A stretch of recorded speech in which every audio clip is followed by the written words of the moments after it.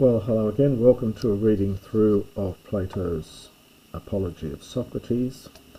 And I've got up to chapter 28, which in the numbering system is 37e3. So Socrates has been discussing with them what possible fines can be he would accept to be imposed upon him. He's talked about exile. He says, I don't want to do that. That would be unbearable. I'm not that fond of life, that I want to go from city to city being kicked out. And he's also has mentioned earlier the fact that he's got no money. And in this last section here, he does almost grudgingly suggest a punishment or a fine of money. Isos un an tis apoi. But perhaps then someone might say, Sigon de kai hesukian agon o Socrates, ukoias tesse humin exelthon same. So we get a question here. As usual, best to take the second part of the sentence first. So, will it not be possible, this is the hoios to Amy, and we've got a future here, will it not be possible for you, having gone out, understand from here, having gone into exile, to live, and then the participles here from sigao, keeping silent and maintaining peace. Well, perhaps keeping to yourself, or hesukian is quietness. So keeping quiet and living in silence, really, O Socrates. Tuti de estin pantos kalepotaton person tinas hemon. This is deictic tuti again. Indeed, this is, well, so I should say, to persuade certain ones of you, this is indeed the most difficult of all things. So this is the most difficult of all things, to persuade certain ones among you. Ean te, this is ean plus te. So for if,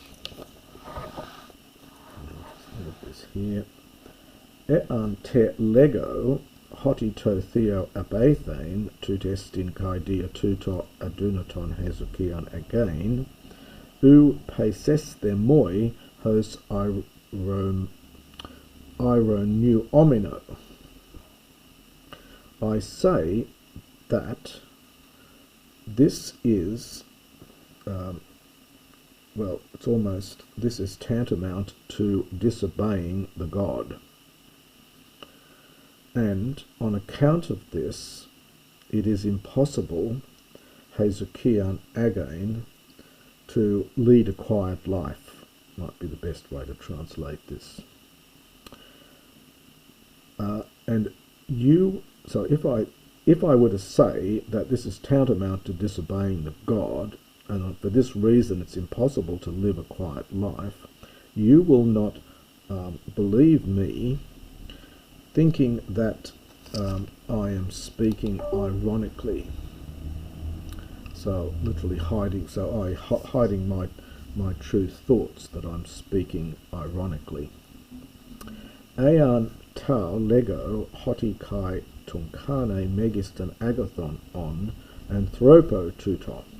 Hekastes hemeras peri aretes tus logus poiesthai kai alon perihon, humes emu acusati dia legomenu, kai emauton kai alus ex etadzontos, hodi unex atastos bios u biotos anthropo, tauta deti heton poi esthemoi legonti.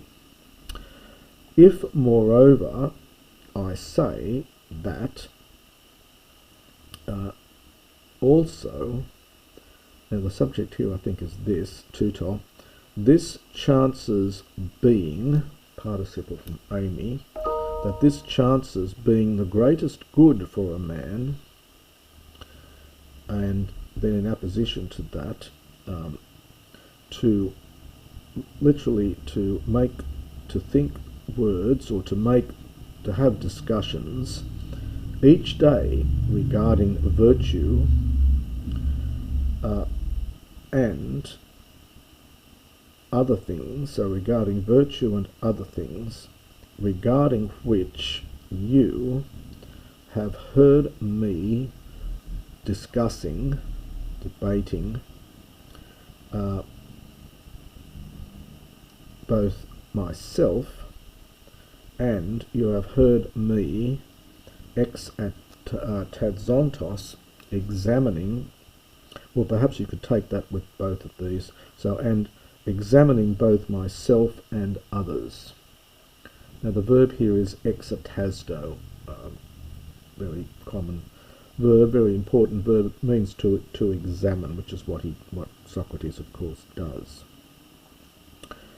So just to look at that bit quickly. So it says that this is the greatest good for a man each day to have debates around virtue and other things regarding which you have heard me speaking, and you've heard me speaking and examining both myself and others.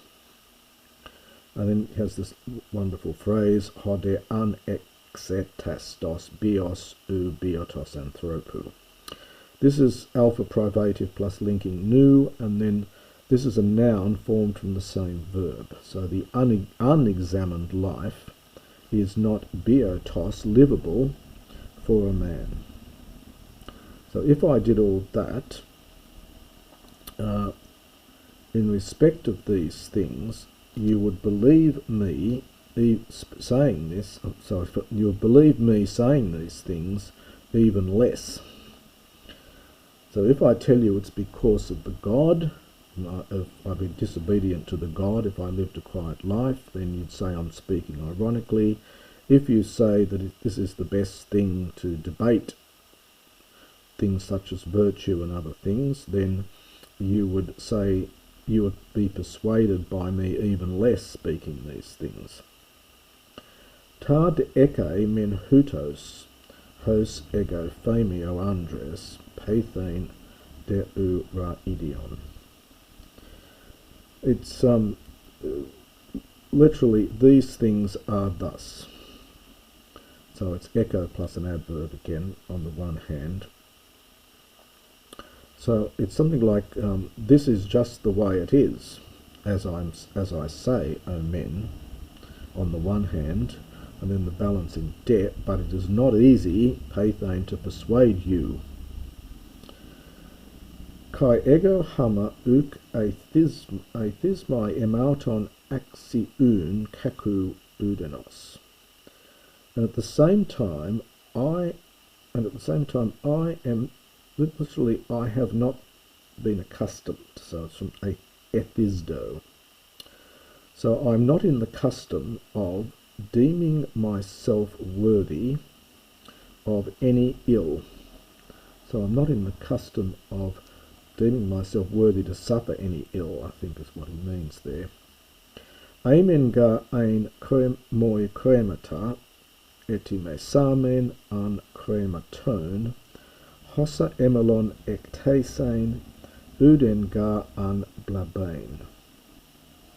For if there was money, neuter plural singular verb, so if I had money, again here's this verb to impose a fine on, so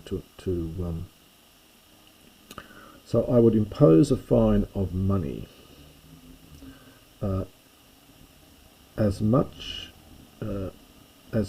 as I was about to pay back from ectino. For, this is a aorist passive, I would be harmed in no way. So he says, if I had the money, I would impose on myself a fine of money, for I wouldn't be harmed in any way.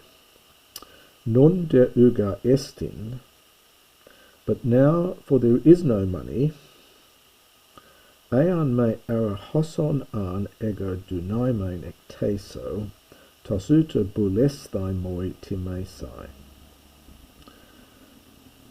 Now, uh, unless accordingly, and I think we have to go down to the verb here, you were willing. Now we get this is in the active, I think, but it's just, which is odd because he's using it in the middle. It's the same verb timaomai, to impose a fine upon. So if you were willing to impose such a fine on me, Hosan, as much as I might be able ektesai, to pay back.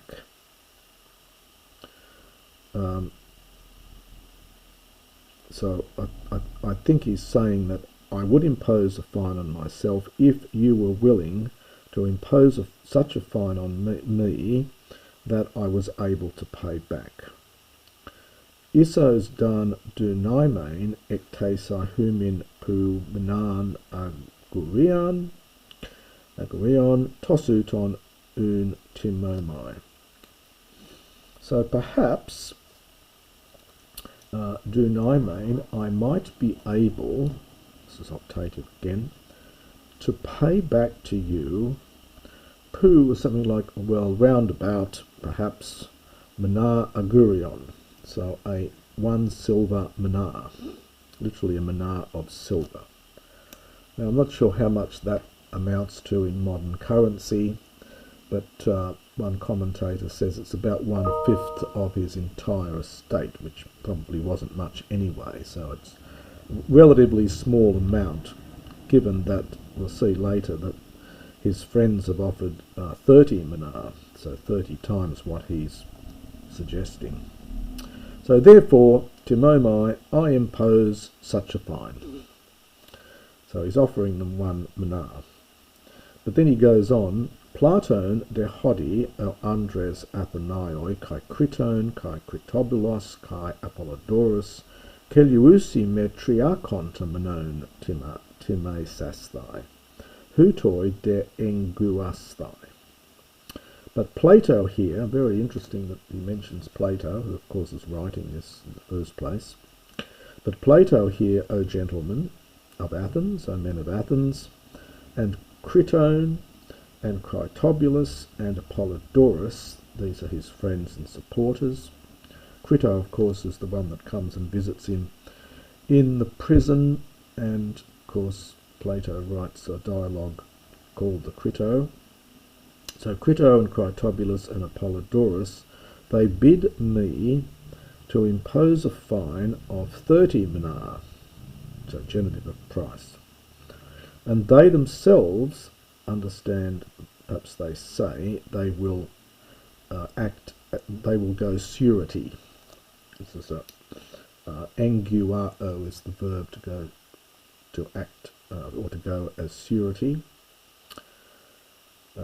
We would sort of connect it with the idea of bail, so they would go surety, that they would promise to pay the money. Therefore, I impose such a fine.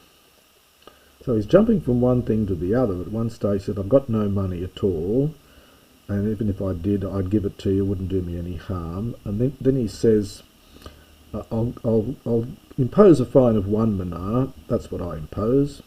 Now he says, my friends say 30 minar, and they'll go surety, and therefore I impose this fine. Which must have somewhat confused the jurors. Anguitai humin esontai, they will be, they will go surety, they will be, whatever the word is in English, they will go surety for you, for the money, for the silver. They themselves, archia creo, literally worthy of credit. And in other words, they have the funds. This form here is a masculine plural, nominative, I should say, is what I meant. It's a nominative plural here. The verb is axio. Sorry, the adjective is axio creos. And when it goes into the plural, the os and the oi, so the o and the oi get contracted to an omega here. So they themselves are worthy of credit. So he's saying his friends will pay the money, they'll go surety for him, and because they've got plenty of money, they're worthy of credit. That is the end of chapter 28. And you see the editor's put a line in here. That's because that's the end of this section. And now what happens is the sentence then of death is now passed by the court, and then Socrates has the right to say something after that. If he doesn't have the right, he certainly makes use of it in the next section. And we'll continue that in another recording.